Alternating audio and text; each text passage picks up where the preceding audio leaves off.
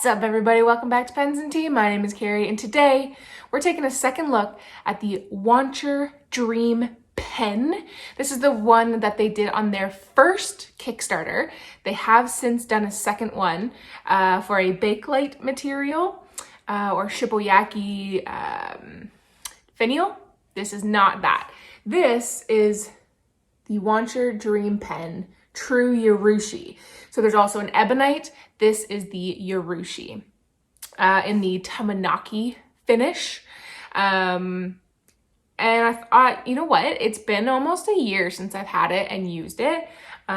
So let's talk about it. So this pen I've done a full review of already, just like anything in the second thoughts videos, so you can check that out. But just quickie, I got the Tamanaki finish, True Urushi. I did get the gold nib. This is the 14 karat gold and the red ebonite feed. And they are all extras. But what do I love about this pen? Well, I love the size. It is a bit of an oversized pen. I'm not a huge fan typically of cigar shaped pens. I usually like the like flat ends, like a Sailor Pro Gear type thing or an Aurora Optima. But I'm not mad at this because it's beautiful. I love the different layers of Urushi that you can see through. It is extraordinarily difficult to get that on camera, but viewing with your eye, you can see the different layers, the different tones of red, and it's just stunning.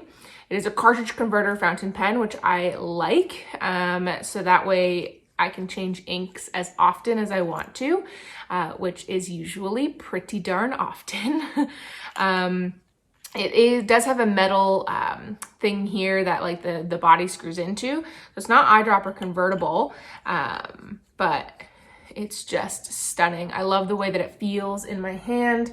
It's quite light, but even though it's like an oversized pen, so it has a perfect amount of weight. I love the way that it sits in my hand. There's a fairly large step from the body to the grip section. So that way when it's capped, it is flush. But the grip section is large enough where my thumb pretty much rests entirely on it. So I don't really feel the step. And the threads are shallow within it, so you don't feel the threads. You would just feel that one step if you did hold your pen farther back. Default option is a plastic feed with a steel Yovo nib. I don't remember the Kickstarter prices anymore, but I did upgrade to obviously the ebonite with the gold, and it writes like a dream. Hence the dream pen. I will say with the ebonite feeds, sometimes I have it where it'll write a little wetter and then it'll get a little drier, a little wetter, a little drier. If I have taken this apart to clean it and I haven't properly heat set it back together. But if you do that, then it is absolutely a stunner of a pen. I have used the plastic feed with the Yovo nib before on my Kai Urushi video that I did. So if you want to check out the way that writes, please do. Because honestly, I love this pen. It does not post, but I mean, it doesn't need to, because it's much an appropriate length anyways. So no worries there. I have a fine nib, but you can get multiple sizes, and it is just amazing. This is my first Urushi fountain pen that I've ever purchased. I've had the pleasure of holding and using some other people's, but this is the first one that I've ever purchased myself. And I really like it, and it's probably going to remain in my collection probably forever, to be honest. I very much like it. I love the way that it feels. It's so like silky and smooth in my hand. I really, really like it. The only problem that I have with this pen is the price.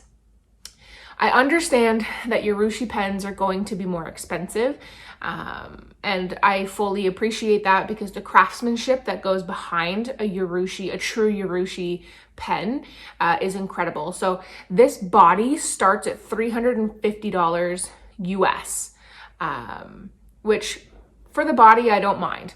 I think that that's appropriate, and it's significantly less money than a lot of other Urushi pens. What I don't like is the price of the additives. So that comes with a steel nib and a plastic feed, which is okay.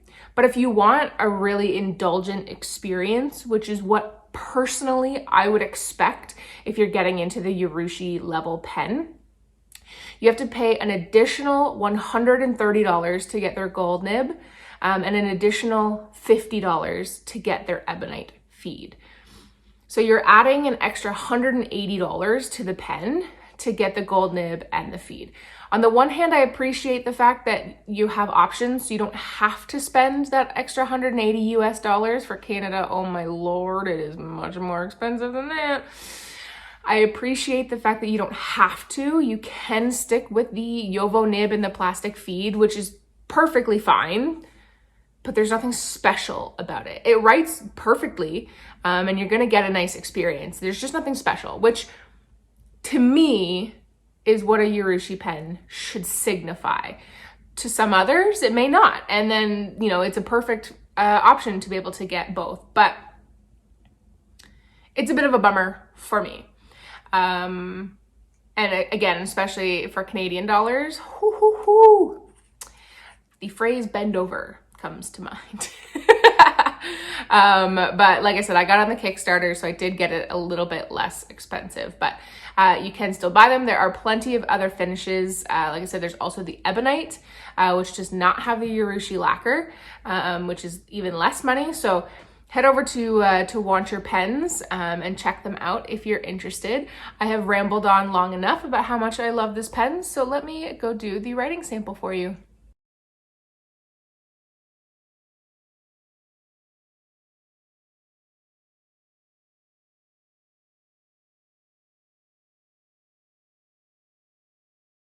Okay, so as you can see by that sheen there, that little light bounce, this pen is very wet. Now, granted, I just opened it up after a while, so it's going to be a little more wet than the regular line will, but this pen writes amazing.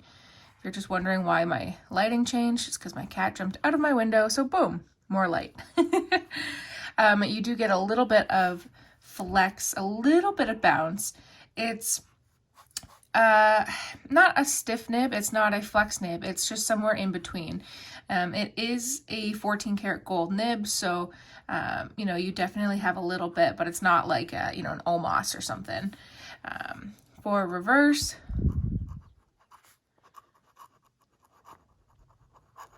you definitely can, and it holds the ink flow pretty nicely. That said, it is a little bit scratchy, so I would not recommend it. I have not had any issues ever with hard starts or skipping or anything like that. And this is always a well performing nib. Now, again, it's 14 karat with the ebonite. The only thing I will notice, which I mentioned earlier, is see how like it was super wet here. If I continuously write, like if I'm writing pages and pages kind of thing, I will notice like a full paragraph or 2 paragraphs will be like really wet like this, and then I might get a couple sentences that are dry until I kind of like stop writing for a minute. And that isn't a fault of the nib. Because it is an ebonite feed, excuse me, you are supposed to heat set them, which I did not do this time around. Because I was curious to see if it would make a difference, whether I did or didn't. And for the most part, to be honest, it doesn't. But every once in a while, you will get a few lines that write much drier than the rest of them. So it does sort of make a difference. But yeah, now I'm just drawing random lines. This is a fine nib, and I love it. It does have a bit of feedback. Not quite as toothy as like a pencil would be, like a super duper sharp pencil, but it's close to that. And I like that. Most of the time I like my pens to be super duper duper duper buttery smooth, but I like having a few that aren't like that. So like there's this one, and then sorry for the noise here, and then obviously you all know that I'm addicted to this pen. This is also a Japanese pen with a fine nib. Now this is going to sound scratchier because it's dry, it's not inked up, But I like having a couple pens in my collection that do provide a bit more tooth to the writing experience. So I very much love this pen. I would 100% recommend it if you have the funds to do so. So guys, thank you for watching. I really appreciate it. Hit that like button if you liked it. Hit that subscribe button if you want to see more like it every Monday and Friday. The occasional Q&A on Tuesdays and Thursdays. Guys, as always, I appreciate you. I love you. And I'll see you next time. Bye.